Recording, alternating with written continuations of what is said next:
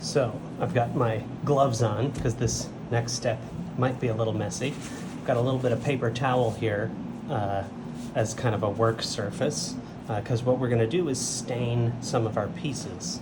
So I've got my cup and I'm going to just fill that up with some water. A little water supply here. Mostly full up.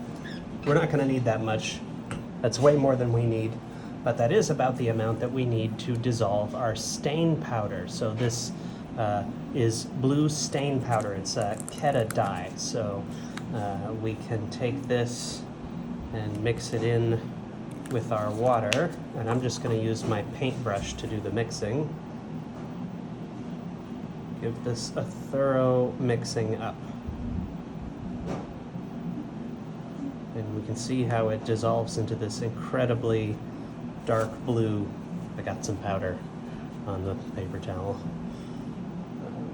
I wasn't kidding when I said this step was messy. So just to show you on a little piece of, got a piece of scrap wood here. You can kind of see what this is going to do to our wood.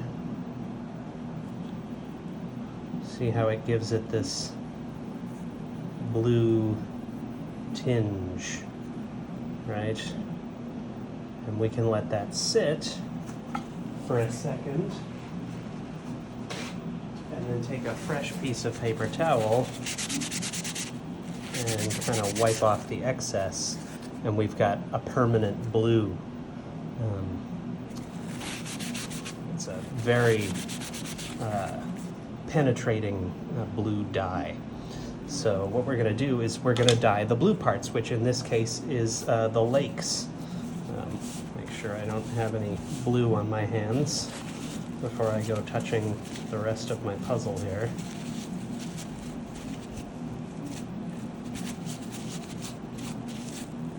Seems okay. So I'm going to take my puzzle and I'm just going to grab the lakes. I'm leaving the upper peninsula and the lower peninsula. And I'm just taking the lakes here.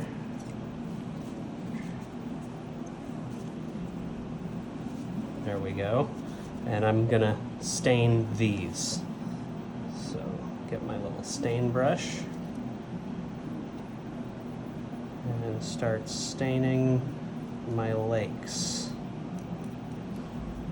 It doesn't take much, and it doesn't have to be perfect. We just want these to have a blue appearance. So take one, it's stained. Take my paper towel, wipe off the excess, and in order for these to really become dry, we want to give them, they're gonna remain a little bit damp for a few hours.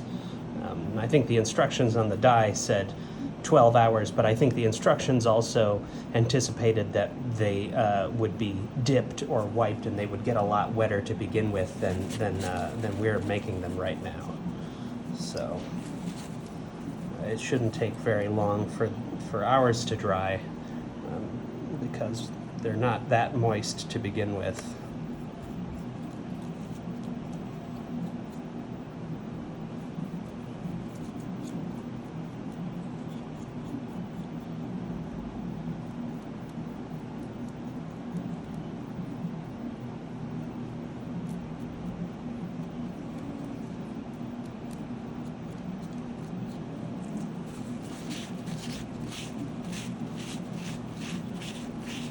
And you can see how wiping them off kind of makes the color a little bit more uniform, evens out any dark spots, helps the text show up too. We kind of want to be careful around the text.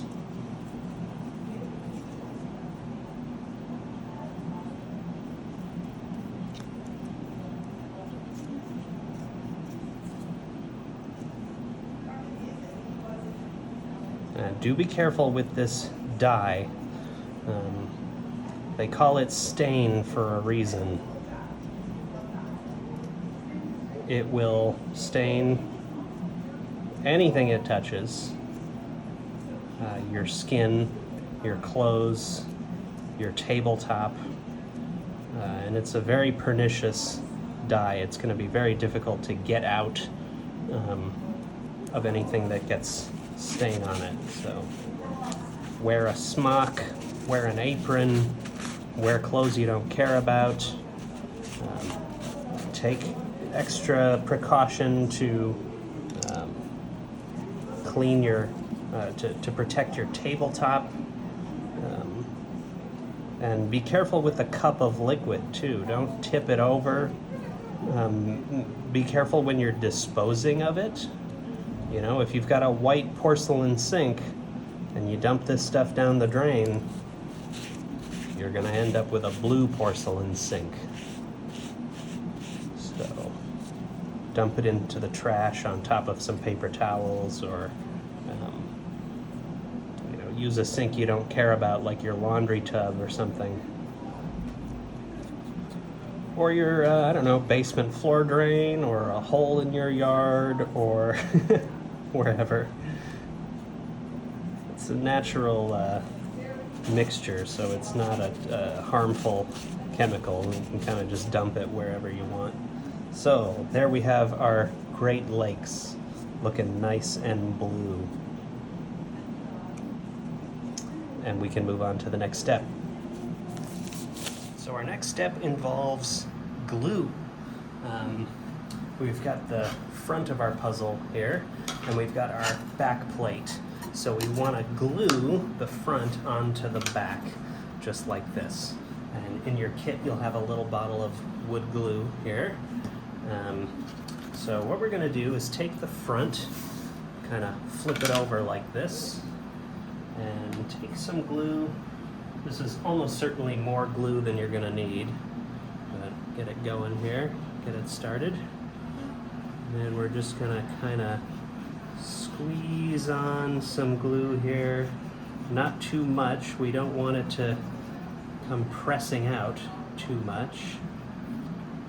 There we go. That's probably good.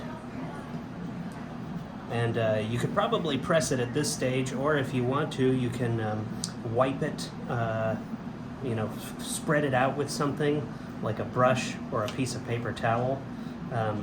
But I don't think we really need to do that, because I think the way that we're going to press these pieces together is going to spread the glue out just with pressure. So we're going to take our back plate and our puzzle front. We're going to set those on top of each other just like this. Kind of take care with our fingers to line up the corners. Gently press down like this. And now we need to put something heavy on top. That could be a stack of books. It could be, I don't know, you put a towel down and then set a bunch of bricks on top.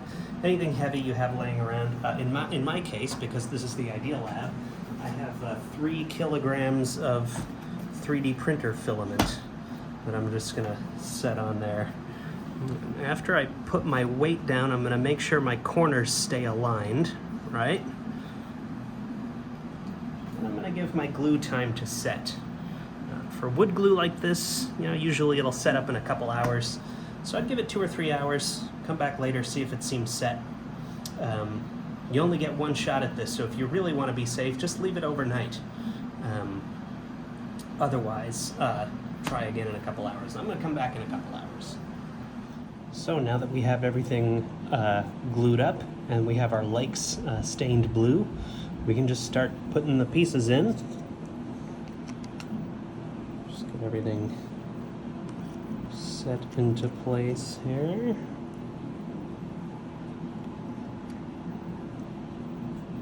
Very nice how everything just so precisely